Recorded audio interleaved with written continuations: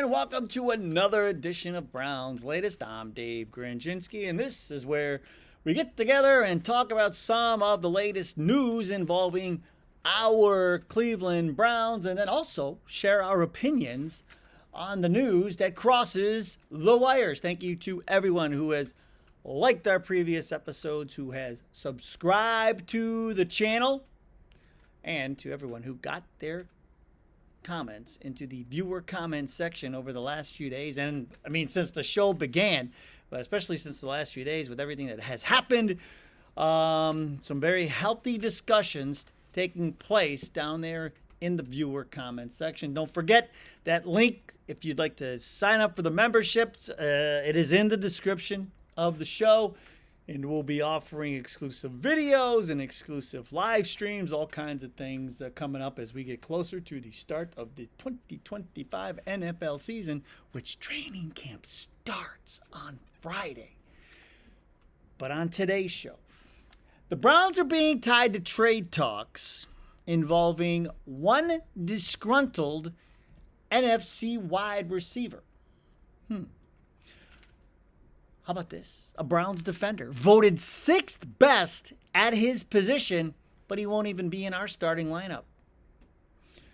A morning talk show host was asked to describe the Browns quarterback situation with an emoji, and I think he nailed it on the head. And in the viewer comments, someone has a very specific reason why we should send one of our rookie quarterbacks to Atlanta. We'll find out what that's all about. But first things first, nothing really new on the Quinshon Judkins situation. So I think we're just going to have to wait and, once the legal proceedings start playing out, no response yet from the league or the team. But come Friday in training camp, there will be questions about that. Now, what is this trade?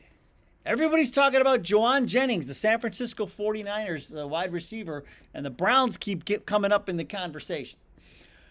I mean, Jennings is good, but he's already said he wants a new deal or he wants to get traded. And, he had 77 receptions for 975 yards and 6 touchdowns last year. He's 6'3", 215, big guy, good red zone target. He's 28. He'll be making $7.5 million this year. And there's just no way the Niners, they're strapped for cash as it is. Having to pay McCaffrey and Purdy and all those other guys. And so I think Jennings also sees an opportunity here with Debo now gone. And I think he just thinks that he's going to try and hold their feet to the fire. But should the Browns trade for him? I say no. To me, this reminds me a little bit of the David Grendzynski situation. They're the same age. He's 28, so he'll be 20. He's going to go on at 29. He's going to want a bag. We're not paying anybody a bag, especially a guy that age. Wide receivers, they're like running backs. That 30-year-old mark. Man, it's so strange to say 30 years old is old. But in football terms, it's like cat terms or dog years, right? In football terms, 30 years old starts to get dicey. And so there's no way the Browns are going to make this deal. And if they did it, it would be maybe something at the trade deadline where you get them and rent them for the back half of the season. If we're, if we're contending and somebody got hurt, you needed somebody or something, you might do a deal then. But it doesn't make any sense for Quinshon Judkins and the Browns.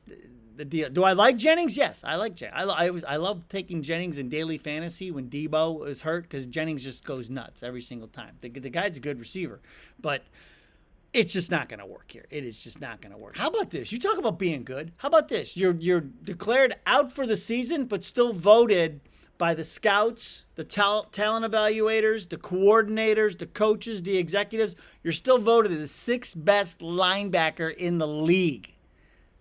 We're talking about J.O.K. Jeremiah earned enough votes. This is the whole Jeremy Fowler thing. He's doing these rankings. And, number 6 linebacker. He had enough votes to come in not only in the top 10, but at number 6. And, here's what one personnel scout said about him.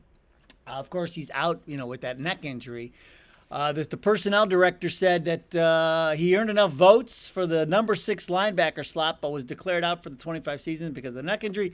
Here's the quote. He was top 3 in the league before he got hurt. Such a weapon in Jim Schwartz's defense. He's a tackles for loss machine, super impactful. And that's why, I don't know if you remember, way back to, it was one of the first shows that we had here.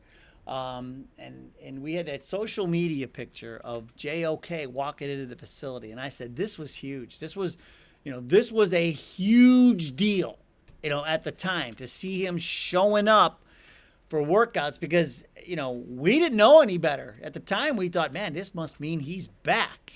And which, of course, it didn't mean he's back. But, yes, he is going to be sorely missed on that defense. But we got JOK 2.0 and Carson Schlesinger.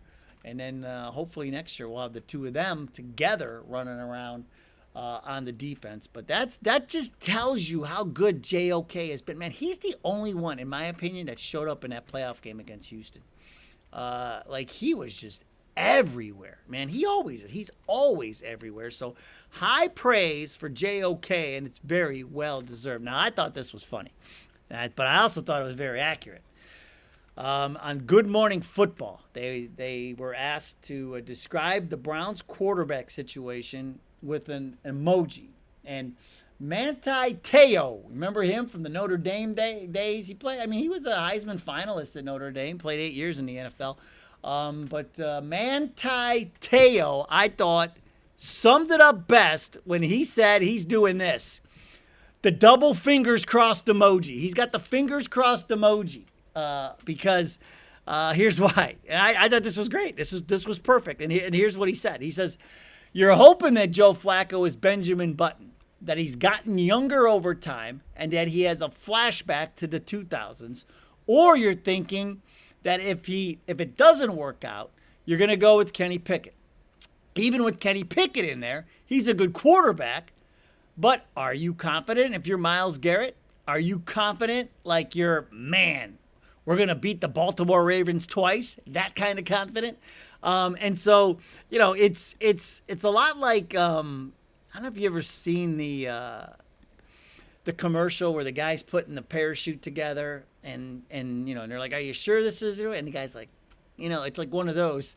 But you could say the same thing about our rookie quarterbacks, right? Yeah, I mean, we whether it's Dylan Gabriel in there or Shedeur Sanders, you're going, man, especially if it's Shedeur, you're going, gosh, be the quarterback of the future, because that just takes care of so many things for us, especially heading into that draft next year. And so, it just, to me, makes, that just made a ton of sense to me. The fact that he had the fingers crossed emoji, because yes, I agree. I think we all have our fingers crossed every year when it comes to the quarterback situation. Now, one thing that never needs luck or fingers crossed is the viewer comments, and we're going to start with this.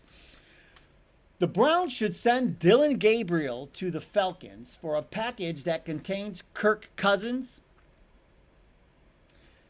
Dylan and Penix are both lefties and very cerebral. It would be good for both teams. Now, that comes from What Dat You Say. Great handle. I'll tell you, if you have a good YouTube handle, you're going to make it. What Dat You Say. We don't need Kirk Cousins. We got enough veterans on it. We just talked about it. We're already going like this with the two veterans we got. We don't need Kirk Cousins. I think we're going to be okay in that situation. Our wide receivers are good. That's another reason we don't need Juwan Jennings. I think we're in a good spot. We just told you, Cedric Tillman poised as a breakout candidate. Along with Thrash and Jerry Jeudy and Deontay Johnson, who's motivated. But I don't see a deal doing that just because they're both lefty and cerebral. Bringing Kirk Cousins now, you want to bring my man Kyle Pitts here in a deal for Dylan Gabriel? Sign me up all day. I would do that all day. Maybe some other things we could talk about, but that's who I'm interested in, not Kirk Cousins. Jack Gauthier, 5624, says Jerome Ford is RB1. No, Jerome Ford is nowhere near RB1. Jerome Ford had his chance at RB1, and he wasn't bad, but he's not an RB1. Plus, the Browns really didn't use him the right way. I think they need to use him. Now, I'm not saying he's Christian McCaffrey, but I think you need to use him in that sense where you get him out in space. I think that's where he does his most damage, but we kept trying to run him between, the tackles. You can't do that with Jerome Ford. He's not that kind of back. And so, no, but he's not RB1. I think Dylan Sampson could be an RB1 for sure, although they were thinking he would be the change of pace with Judkins, but we'll see. We'll have to see what happens. Now, how about this? Oval Penguin 4013. We're doing good on the YouTube handles today. He says about the Judkins situation. That's what you call karma for letting Chubb go. So in Cleveland, there's the curse of Rocky Colavito with the Indians / Guardians. The Indians traded Rocky Colavito, and everybody thought that put a curse on the team, and that's why the team was so bad for so long. My dad would talk about the curse of Rocky Colavito all the time. Could this be the curse of Nick Chubb and our running backs? Gosh, no. We have enough curses as it is. We're trying to reverse enough curses around here. But I think it's the stadium, like I said. So that's why I'm glad we're moving. But I have no way to prove that. But, man, there are a couple other people in the comments that had mentioned, same thing, kind of a curse, if they're letting Chubb walk. But I don't know, man. There's just always something with the Brownies that makes you think about stuff like this. But, all right, how about this? Now, this is something I might be able to lean into. Badman BJ says, hopefully Shedeur and Judkins can sit for the first 5 games, build up some hunger, and hit the ground running. So there's a chance something like that can happen. I do think Judkins is going to see it. I mean, if Michael Hall got 5 games last year, I don't see how Judkins – I'd be shocked if Judkins avoided a league suspension. I would be shocked. I 100% hope I'm wrong. I hope he doesn't get – I hope, we get him, and get to – but – I just don't see how he's going to avoid that with the league. But, it could time out, as long as, he's, he might fall a little bit behind in football shape maybe. Hopefully not. But who knows? Could happen. Could definitely happen. So, all right, that's going to do it. Hey, we are like one full day away from training camp. Training camp starts on Friday. The rookies report on Friday. And boy, oh boy, that's when things are going to start happening. So let's focus on that. Let's get the positive vibes going again. Let's get our Super Bowl, Shedeur winning us a Super Bowl in 2020-30 talk ramped up again. I feel like we got to get everything ramped back up because, boy, we were on a roll there for a while, and then Saturday night came. But we're okay now. We're out of it. It's behind us. We're moving forward. Let's stay positive, folks. I'm telling you, I've already bet the over on wins. I'm telling you, we're going to surprise so many people this year, so many teams. We're going to surprise the league. So I can't wait to see it. And it all starts on Friday. All right, that'll do it. Go Browns. We'll see you next time.